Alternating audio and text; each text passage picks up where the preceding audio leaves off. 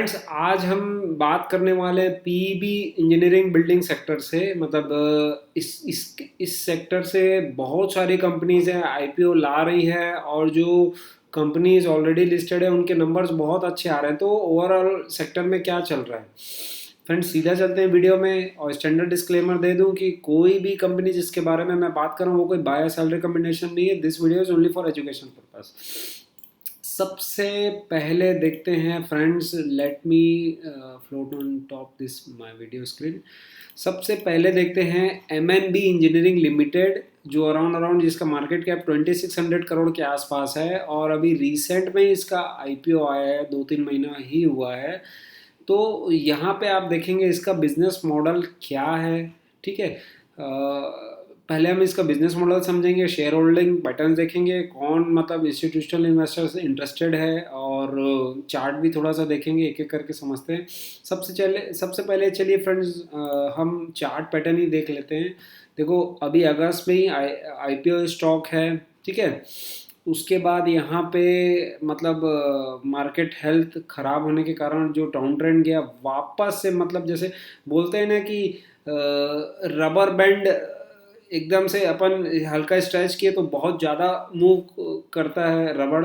तो वैसे ही इसका प्राइस चार्ट स्ट्रक्चर भी हमको ये बता रहा है कितनी अर्जेंसी है, रबर बैंड अर्जेंसी है। मतलब थोड़ा सा नीचे ले गए और ये बहुत तेज़ी से ऊपर भागना चाह रहा है। और यहाँ वॉल्यूम्स भी हमको दिख रहे हैं, और देखो 4-5 दिन से बहुत स्मूथ है, जबकि मार्केट कंडीशन उतना ठीक ठाक नहीं है। तो एमएनबी इंजीनियरिंग में आप देखोगे कुछ इन्वेस्टर्स हैं जो अभी मतलब एक तो मैं आपको दिखाऊं, शेयर होल्डिंग पैटर्न दिखाऊं। Bengal finance and investment limited, ये आशीष कचोलिया जी की कंपनी है। ठीक है, उनका फंड है।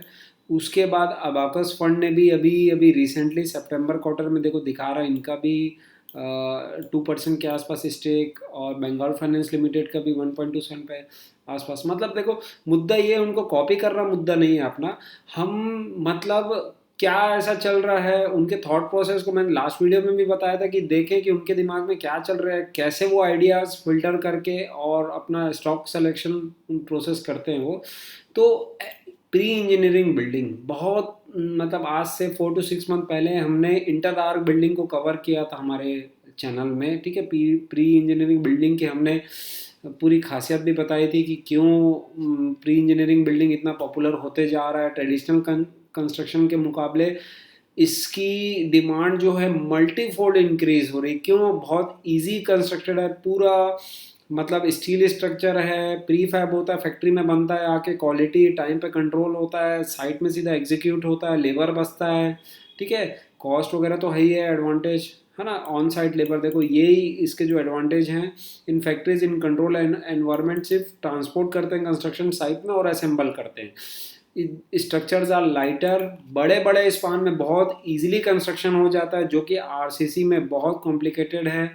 उसके बाद लीडिंग टू लोअर कॉस्ट, है ना, with RCC man power 25% lower.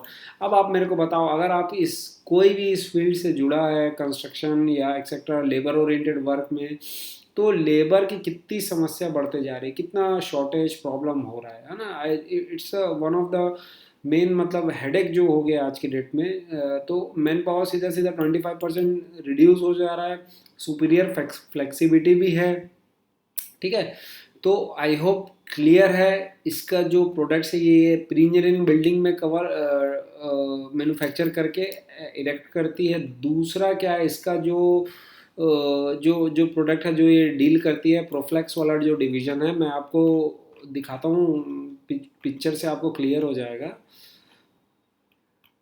ये देखिए, जो क्लियर स्पान वाले जो स्ट्रक्चर है, मतलब ऐसे जो सेमी सर्कल बन रहे हैं, और बीच में जो सेल्फ सस्टेन जो रूफ वाले होते हैं, जैसे जिसमें ट्रस वगैरह नहीं रहता है। आजकल आप देखोगे कार पार्किंग्स में, चाहे एयरपोर्ट्स में, और बड़े बड़े वेयर हाउसेज स्टैंड्स में, मतलब ये सेल्फ सस्टेनिंग जो रूफ है इसका, ये आपको पिक्चर से आई होप क्लियर हो रहा होगा यहाँ पे, ये वाले। तो इसमें इतनी टेलविंड्स हैं, रेलवे से इनको ऑर्डर आ रहे हैं, जैसे वंदे भारत में जहाँ जहाँ पे भी वंदे भारत के डिपोट हैं वहाँ पे मतलब मेंटेनेंस के लिए वंदे भारत को ट्रेन के लिए डिपो बनाना पड़ता है, सेल्फ रूपिंग सिस्टम, तो रेलवे से ऑर्डर आ रहा है। देखो ये हुबली रेलवे स्टेशन में भी ये रूप बना हुआ है, ठीक है। उसके बाद फिर जो बड़े बड़े वेयर हाउस है जहाँ क्लियर स्पान चाहिए, क्रेन और जो हैवी इक्विपमेंट्स हैं वो सब बहुत इजीली मूवमेंट के लिए जगह चाहिए रहती है, तो मूव कर पाएँ। तो आई होप क्लियर है आप सभी को कि ये जो है ये एक मेगा ट्रेंड है सेक्टर में, इसीलिए इतनी टेलमेंट है, इसलिए इतने आईपीओज आ रहे हैं। सब कंपनीज मतलब के नंबर्स बहुत अच्छे आ रहे हैं। अब देखो एमएनबी इंजीनियरिंग को थोड़ा सा हम एआई में भी देख लेते हैं। मैंने कुछ क्वेश्चंस पूछे थे। तो बिजनेस का दो डिवीजन है, फेनिक्स जिस फेनिक्स डिवीजन जिससे 77% रेवेन्यू आता है और प्रोवाइड करती है pre engineering building systems, manufacture करके फैक्ट्री में इरेक्ट भी करती है। उसके बाद प्रोफ्लेक्स डिवीजन जो self supported steel roofing systems है, ठीक है। आई होप ये क्लियर है। उसके बाद जो है इनका देखो, हाँ सबसे अच्छी बात है देखो, long dated order book, short dated order books, मतलब इसके बहुत शॉर्ट डेटेड ऑर्डर बुक्स रहती है। 7 to 8 मंथ्स में ही पीबी इरेक्ट हो जाता है, 4 to 5 मंथ में रूफिंग प्रोजेक्ट कंप्लीट हो जाते हैं। तो ये इसकी बहुत बड़ी खासियत है। फास्ट बहुत एग्जीक्यूशन होता है, पैसा बहुत जल्दी आता है, एडवांस भी लेते हैं ये 10%। मैंने अभी देख रहा था, मैं इनके कुछ रिसेंट में इनको कॉन्ट्रैक्ट भी मिला है, यहाँ पे 2 कॉन्ट्रैक्ट मिले हैं। अराउंड 17 अक्टूबर को इनको मिला है 200 के आसपास, 200 करोड़ के आसपास, और 10 अक्टूबर को 100 करोड़ के आसपास, ठीक है। तो टोटल जो इसकी ऑर्डर बुक है आज की डेट में, मतलब एज ऑफ जून देखें, ये तो अभी रीसेंट डाटा इसका एमएनबी इंजीनियरिंग का आया नहीं है, सितंबर के रिजल्ट्स नहीं आए हैं। 850 करोड़ के आसपास इसकी ऑर्डर बुक थी, और पूरे ईयर्स में लास्ट ईयर ही मतलब ये 900,000 के आसपास रेवेन्यू कर लिए थे। तो फर्स्ट क्वार्टर में ही 800 करोड़ 850 करोड़ इसके पास ऑर्डर बुक पड़ी हुई है, ठीक है। फुल ईयर अभी सेकंड इस क्वार्टर का भी रिजल्ट हम चेक करते हैं और कुछ ट्रिगर्स देखते हैं। अब हमने जैसे पूछा कि क्या ट्रिगर्स प्ले आउट हो सकते हैं। मैसिव रेलवे इंफ्रास्ट्रक्चर अपॉर्चुनिटी जो मैंने बताया, इसके पास बहुत अच्छे ऑर्डर्स हैं। रेलवे की अंडर ब्रिज में self sustained roofing system use होता है, वहाँ से ऑर्डर्स हैं। देखो वेयर हाउसिंग वगैरह, मतलब आजकल जहाँ पे जितने भी मतलब ई कॉमर्स के ऑर्डर्स आ रहे हैं, वेयर हाउस लग रहा है, लोग वेयर हाउस बनवा रहे हैं, तो मेगा अपॉर्चुनिटी है ये, ऑब्वियस है। Exponential US export growth with superior margin, ये बहुत मेन ट्रिगर हो सकता है। यूएस से भी जो 200 करोड़ का ऑर्डर था वो यूएस से ही था, तो इसको जो है मतलब एक्सपोर्ट ऑर्डर देखिए 123 करोड़ का एक्सपोर्ट ऑर्डर पेंडिंग है, मार्जिन्स भी हाई हैं, ठीक है। और जैसे और भी कुछ कंपनीज है, जैसे पेनार इंडस्ट्रीज़ की लास्ट वीडियो में हमने बात की थी, वो भी यूएस में सप्लाई कर रही है प्री इंजीनियरिंग बिल्डिंग। तो ओवरऑल हमको ये नहीं दिख रहा है कि सिर्फ इंडिया में, आउट ऑफ इंडिया एक्सपोर्ट में भी इसकी डिमांड बहुत तेज़ी से बढ़ रही है। Capacity expansion driving 2x revenue, हाँ इन ये प्लान किया 150 करोड़ की कैपेसिटी, तो FY 26 से 28 तक they can double their revenue potential as per data we are seeing it. तो अब नेक्स्ट एक कंपनी को देखते हैं फ्रेंड्स, नहीं तो वीडियो बहुत लंबा हो जाएगा।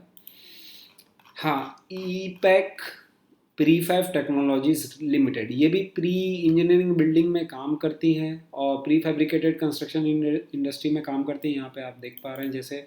और अभी रिसेंटली इसका ये भी आईपीओ स्टॉक है। इसका आई थिंक अर्निंग्स डाटा 21 अक्टूबर कल ही आया इसका अर्निंग, और बहुत अच्छी जंप आई अर्निंग्स में। आई होप इसकी जो रिवेन्यू ग्रोथ आई है Q2 की, वो 100% से जंप हुई है। सॉरी, प्रॉफिट जो सर्ज हुआ है 100% से, और रिवेन्यू ग्रोथ 62% से। मतलब कुछ तो है सेक्टर में। देखो बड़े धुरंधर एक्टिव हैं, है ना, कि वाई दे आर इंटरेस्टेड। उसके बाद फिर हम सब कंपनीज को, हमको डाटा दिख रहा है कि इस सेक्टर में सब बहुत सारी कंपनीज एंटर कर रही हैं, डाटा रिजल्ट्स अच्छा आ रहा है, प्रॉफिटेबिलिटी ग्रोथ आ रही है, तो कुछ ना कुछ तो चल रहा है। और ऐसा नहीं है कि हम भाई हम अगर कहीं भी निकले, आप देखोगे अपने आसपास भी देखोगे, चाहे आउटर में जाओगे चाहे कहीं भी जहाँ अच्छा हैवी कंस्ट्रक्शन चल रहा है, जहाँ वेयर हाउस इंडस्ट्रियल एरिया सब जगह बहुत मेजोरिटी ऑफ कंस्ट्रक्शन पीईबी से ही हो रहा है। तो हमको ये आंखों से भी दिख रहा है, तो ऐसी चीज़ों को हम नज़रअंदाज ना करें, हम सिंपल कॉमन सेंस तो लगाएं। उसके बाद सेक्टर में कितने कौन कौन सी कंपनी है, कितने स्टॉक्स हैं, एक पीयर टू पीयर एनालिसिस कर लें, सिंपल इतना तो कर सकते हैं हम। और ये देखिए इसका जो रिजल्ट आया, 62% से रेवेन्यू में ग्रोथ आई और प्रॉफिटेबिलिटी ऑलमोस्ट डबल हो गई, 100% लगभग। अब देखो, आप यहाँ पे मैं बार बार बोलता हूँ अर्निंग्स जंप को फोकस करें, अर्निंग्स जंप को फोकस करें। नेट प्रॉफिट जो इसका आया 13 करोड़, 14 करोड़, उसके बाद मार्च में 20 करोड़ के आसपास प्रॉफिट आया, जून में 16 करोड़, फिर यहाँ से सीधा 29 करोड़। मतलब रिजल्ट्स स्पीक, कुछ ना कुछ चल रहा है कंपनी में, ठीक है, कुछ तो है। तो हम जाके एटलीस्ट पढ़ें। हमारे पास ऐसा नहीं कि आज ये रिजल्ट आया स्टॉक जंप हो गया तो इसके बाद फिर कहानी ख़त्म।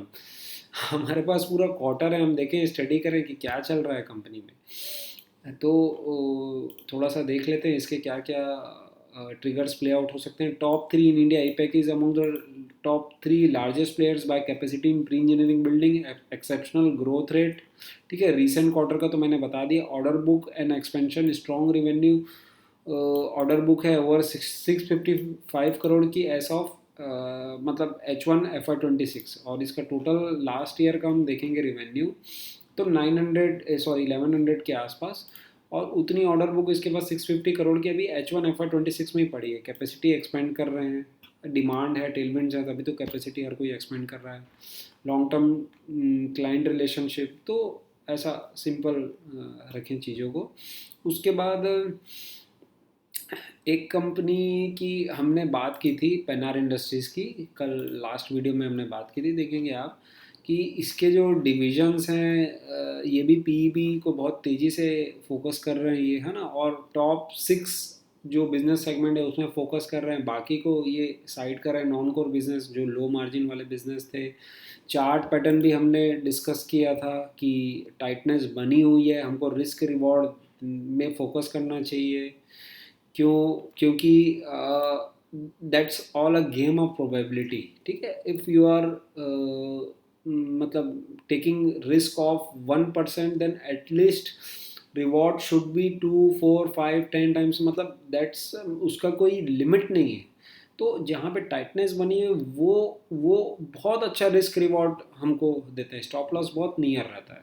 तो पेनर इंडस्ट्रीज़ की हमने बात की थी, ये भी पीईबी सेक्टर में है, बहुत तेज़ी से बढ़ रहा है आगे, है ना। चार्ट भी कुछ ना कुछ बोल ही रहा है, एज यू कैन सी। तो आई होप फ्रेंड्स आज का वीडियो क्लियर है। पीईबी बिल्डिंग्स के कुछ हमने कंपनीज को कवर किया। एक बार आप इंडिपेंडेंटली होमवर्क है, और कौन कौन सी कंपनियां हैं पीईबी में, आप एक सिंपल सा उसका देख लें और पीयर टू पीयर एनालिसिस करें, और देखते हैं अभी इस क्वार्टर में और बाकी कंपनी कैसा परफॉर्म करती हैं। Okay friends, I hope this video is valuable. इसी टाइप के वैल्यूएबल वीडियोज़ के साथ हम नेक्स्ट टाइम भी आपसे मिलेंगे, तब तक के लिए जय हिंद।